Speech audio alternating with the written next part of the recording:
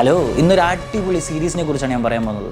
നെറ്റ്ഫ്ലിക്സിൽ 3 ദിവസമായുള്ള റിലീസായിട്ട് ഞാൻ കണ്ടിട്ട് എൻ്റെ കിളി പറന്നിരിക്കുക. ഇതൊരു ബ്രിട്ടീഷ് ക്രൈം ഡ്രാമ സീരീസാണ്. 4 എപ്പിസോഡേ ഉള്ളൂ. പക്ഷേ ഈ 4 എപ്പിസോഡിലും മെയിനായിട്ടുള്ളൊരു കാര്യം എന്ന് പറയുമ്പോഴത്തേക്ക് ഒറ്റ ടേക്കിലാണ് ഓരോ എപ്പിസോഡും എടുത്തേക്കുന്നത്. നമ്മുടെ നാട്ടിൽ നിന്ന് എല്ലാവരും UK-യും കാനഡയൊക്കെ ഉണ്ടാക്കാൻ പോകുന്നില്ലേ, ആ ആൾക്കാർ എന്തായാലും കണ്ടിരിക്കണം.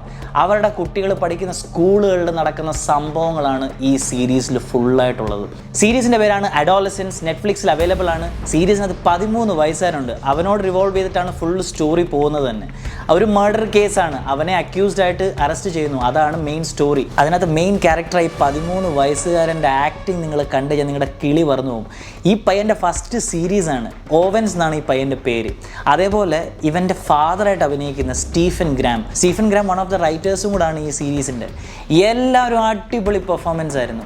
ഈ ഒറ്റ ടേക്കിലൊക്കെ എടുക്കുമ്പോഴത്തേക്ക് ഇവർക്കുള്ള പ്രീ പ്രൊഡക്ഷൻ്റെ കോസ്റ്റും പ്രീ പ്രൊഡക്ഷൻ്റെ ടൈമും നെറ്റ്ഫ്ലിക്സിനും ഈ എൻറ്റയർ ടീമിനും ഹാറ്റ്സ് ഓഫ് മാൻ. ഡയറക്ടറിൻ്റെ പേര് Philip Barantini and cinematographer Matthews. എൻ്റെ പൊന്നും മക്കളെ, നിങ്ങൾ 2 പേരുമാണ് ഇത് സാക്ഷാത്കരിച്ചത്.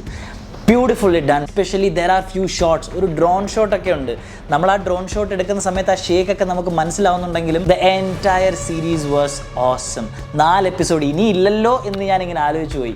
അത്രത്തോളം ഞാൻ എൻഗേജ്ഡ് ആയിരുന്നു ആ എൻറ്റയർ സീരീസ്. ഞാൻ 4.5 ഔട്ട് ഓഫ് 5 കൊടുക്കുന്നു അഡോളസൻസിന്. നിങ്ങൾ എന്തായാലും ഇരുന്ന് കാണണം, പേഷ്യൻ്റ്ലി ഇരുന്ന് കാണണം. അവരുടെ പെർഫോമൻസസ്, അവരുടെ ആക്ടിങ്, മൈ ഗോഡ്, അവരുടെ ന്യൂവാൻസസ്, ബ്യൂട്ടിഫുൾ.